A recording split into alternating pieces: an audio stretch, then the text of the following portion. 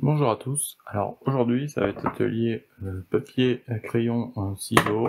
On va faire un petit peu de découpage. L'idée c'est de créer un appui-joue. Voilà, j'ai une Bergara BMR en 22 Lanriff, qui est une crosse type chasse vraiment classique, on va dire.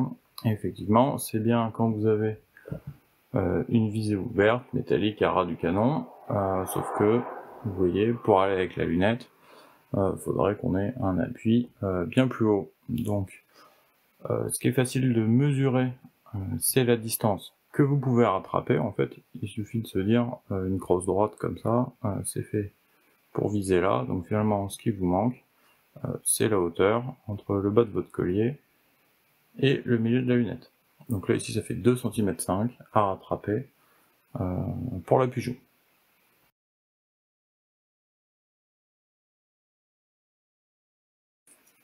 Pour trouver un petit peu la forme idéale, je vais me servir de papier, simplement plier une feuille en deux, et j'ai essayé de découper voilà, différentes formes un petit peu pour voir ce que ça donne ici, et ça donne pas grand chose, donc voilà, l'idée c'est de trouver un petit peu la forme idéale, on peut pouvoir l'installer, et ensuite le tester en place sur la carabine. Même façon, si vous voulez tester, vous pouvez prendre un bloc polystyrène, mousse, etc. Ça vous permet de le couper, de le travailler un petit peu, et de voir ce que ça donne avant de faire une vraie pièce. Donc là, j'ai vraiment bricolé un petit truc à l'arrache, mais tout simplement, ça permettra de le poser ici, et de voir précisément s'il faut le mettre un petit peu plus en avant, en arrière, et si la hauteur convient bien pour aller sur la lunette. Et dernier élément, une fois que ce sera fini, je vais utiliser une feuille de Kydex pour pouvoir réaliser mon appui-joue.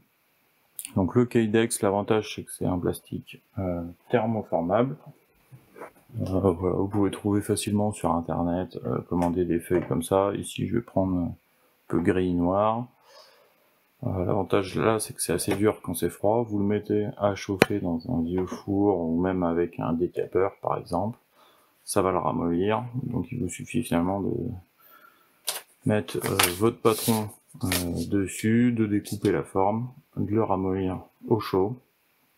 Vous pouvez vous en servir souvent pour faire des holsters, pour faire des étuis pour les couteaux, ou tout un tas d'autres choses, donc c'est assez sympa. Là ici, ça nous servira donc à faire un appui-joue assez confortable et facile à réaliser. Donc après test, finalement la joue, je la mets pas mal en arrière sur la crosse, donc je vais partir sur un modèle très classique qui pourrait s'adapter sur plusieurs crosses, et du coup on va avoir quelque chose d'assez simple. Donc là je vais découper ça.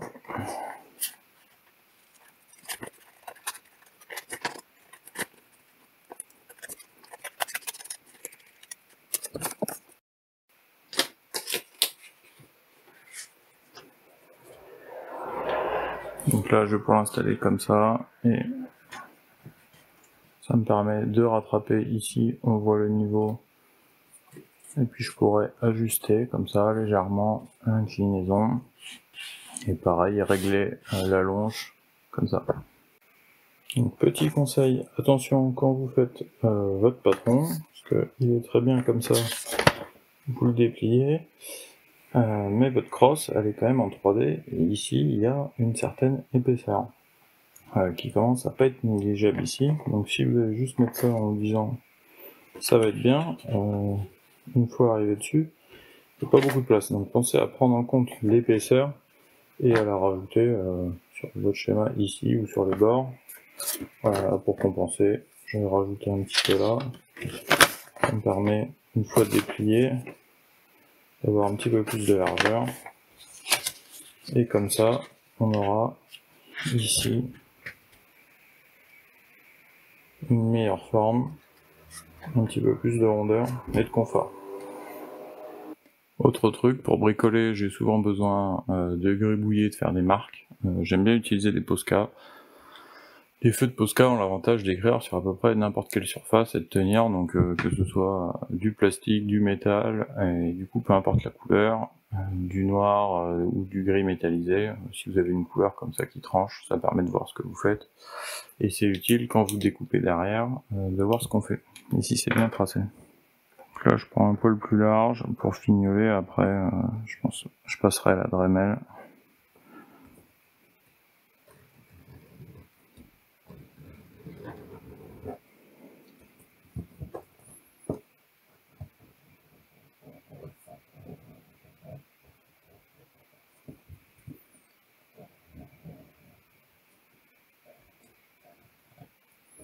Si vous voulez pas être emmerdé à tenir le patron, vous pouvez le scotcher ou le faire tenir avec des pinces. Voilà, je fais ça assez vite.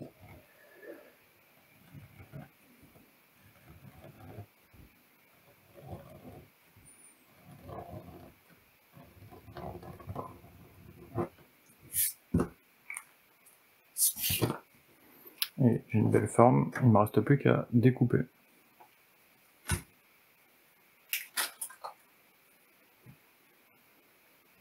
Pour découper ça, soit vous avez une petite scie qui va bien, ou éventuellement des gros ciseaux adaptés. Là la feuille est pas trop épaisse, mais c'est quand même assez costaud. Là j'ai découpé sommairement, je peux ajuster un petit peu à la Dremel.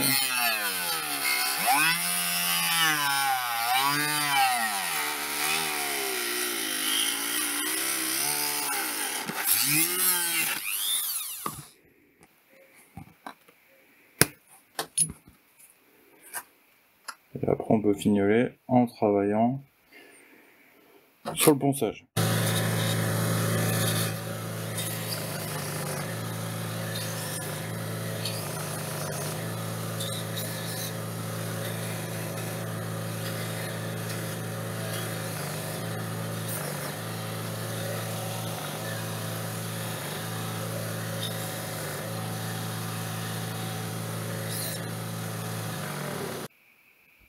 Une petite finition vraiment, la Dremel, ou si vous avez une lime très fine, pour vraiment enlever toutes les bavures, des fois ça brûle un peu, ça fait des pâtés. Donc comme ça on a une finition lisse, douce, assez agréable. Et ça nous fera une belle pièce, il n'y aura plus qu'à la passer au chaud pour la former.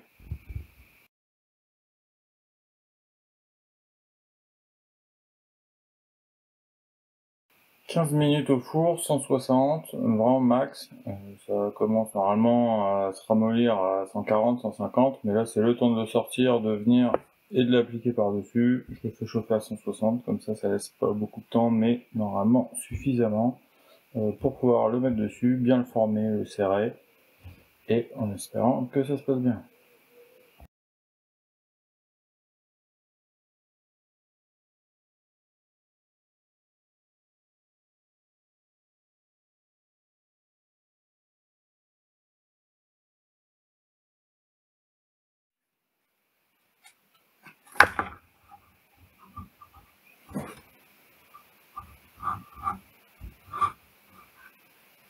Là, en le resserrant sur la fin, j'arrive à le faire tenir, de le clipser. Ça me permettra d'ajuster avant de le fixer et de garder la forme qui va bien.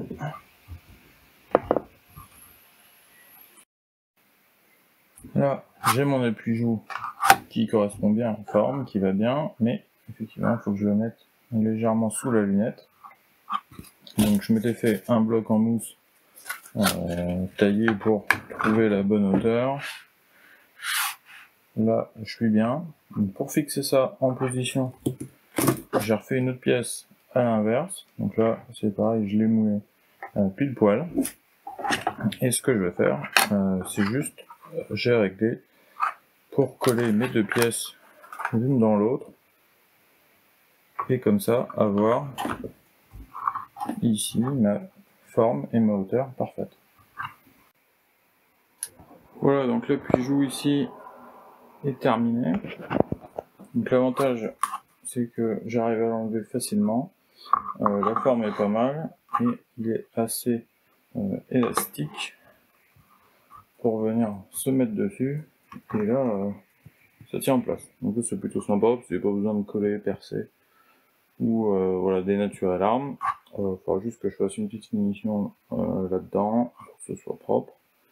Mais tout l'intérêt, voilà, c'est que ça a pris la forme, c'est un petit peu plus serré. Donc là, une fois que c'est enclenché, ça bouge plus. Et ça permet d'avoir une bonne position tout en gardant un look assez similaire. Voilà, donc j'espère que cette vidéo vous a plu, ce petit tuto. Désolé de ne pas avoir là, le bon matériel et de filmer dans de bonnes conditions. En tout cas, si ça vous a plu, n'hésitez pas à liker cette vidéo. Et je vous dis à bientôt pour de nouveaux trucs et astuces.